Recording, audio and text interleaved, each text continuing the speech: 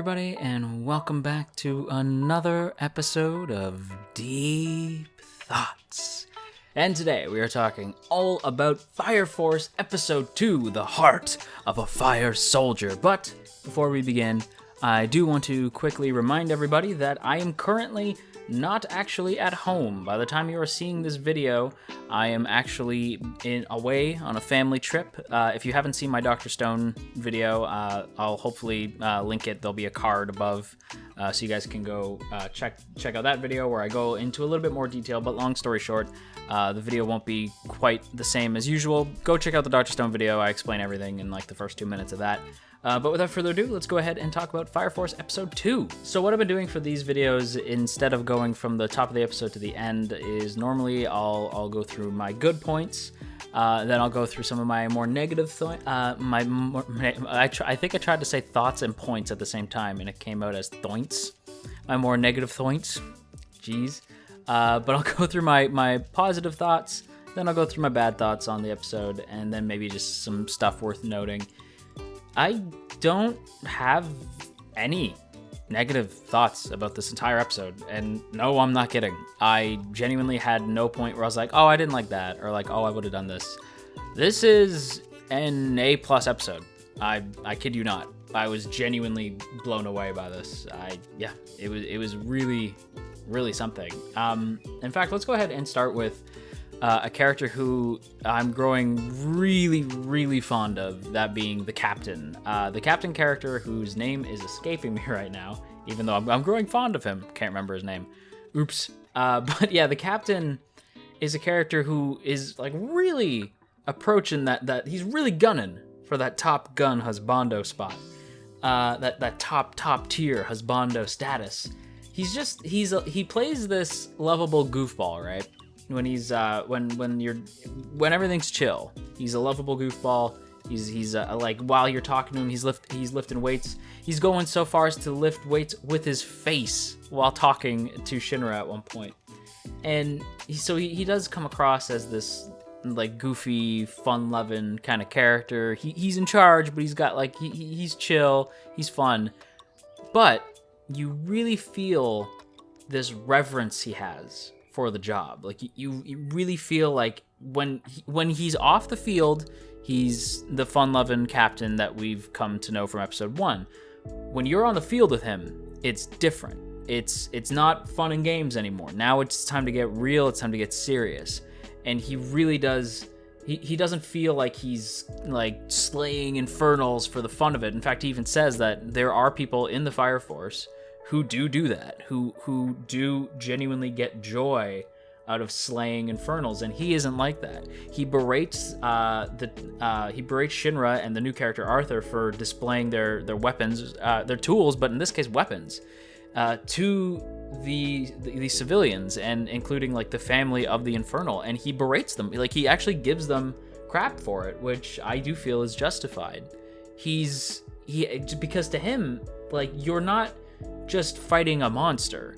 That inside that house is somebody's family who, like, yeah, they are currently a monster, sure, but they were family to that person. So, like, knowing that you're gonna go in there and chop them up with an axe or a sword is a little uncool. It's not very kosher. And I appreciate that his character is to a point where he's able to be fun-loving, but still able to get serious and get like almost emotional with it. Like he has that moment where he almost dies trying to save the family portrait for that girl, because not only did she lose her dad in this episode, she also lost her mother in the past. And by the way, if I can just gush about that, the friggin' infernal scene, wow, like that was way more somber compared to last week, where last week was bombastic and intense.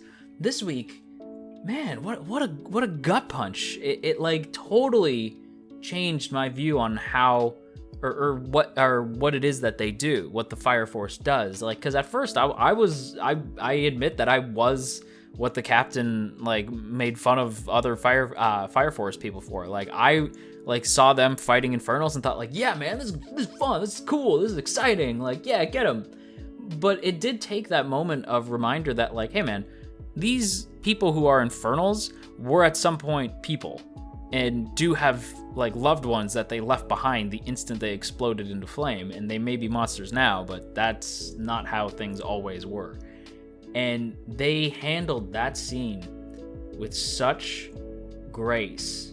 Like David Pro really deserves a round of applause for that. I also want to like purposely give out a big shout out to the director, because his direction, not just in that scene, but like that scene was amazing, but the episode as a whole was like, in this episode, last episode, the direction for Fire Force has been stellar. So shout out to Yuki Yase, who from what I gather is employed by Shaft according to his malice, but here he is working with David Pro.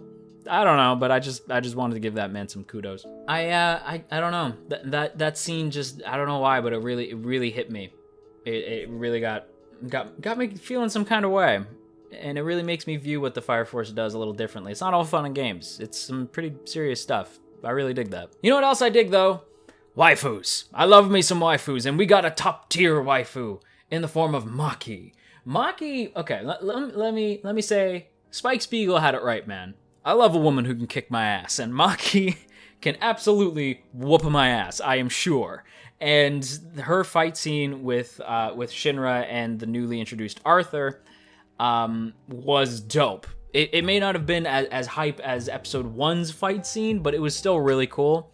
And Maki as a character is fun because you can tell, like, she is sort of girly to an extent, right? Like, she does, like, you know, when she gets called a princess by Arthur, she's, like, honored by it. She's like, oh, wow, that's really nice. And we've seen that she does sort of, like, she has, like, she has a feminine touch to her, but without losing that strength to her, too.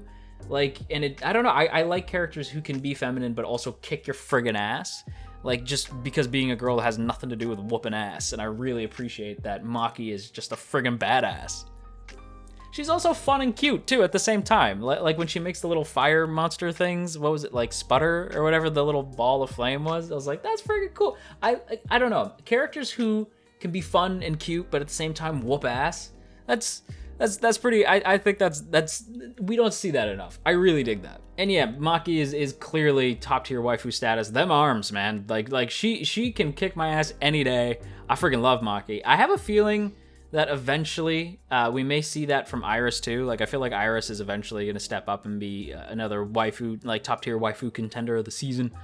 Something about Iris, I just think she's super cute. I feel like that's gonna come up later. I don't super know, but we'll see. But hey, speaking of Maki whooping tail, we gotta talk about the newly introduced character, Arthur. Arthur is kind of a tool, but the show establishes that he is a tool. And they establish him in a pretty dope scene, like that. The atmosphere in that opening scene, again, it wasn't, like I said earlier, it wasn't just the Infernal scene. The episode as a whole had this really solid direction to it, and his introduction in that scene was pretty dope. But that awesome moment aside, I do want to establish that throughout the entire episode, Arthur is a tool, but he's, like, fun. Like, he's fun to see on screen. He has this sort of cocky attitude to him. And it's worth noting that Arthur wields his sword, his plasma sword, called Excalibur. That has to be a Soul Eater reference. Like, I refuse to believe that it is not a Soul Eater reference. And the fact that he's kind of the obnoxious one makes me think, like, is Arthur the Excalibur of the Fire Force cast? I don't know. It's worth discussion, I suppose. I don't know. I think Arthur's gonna be fun to see. I like his dynamic already with Shinra.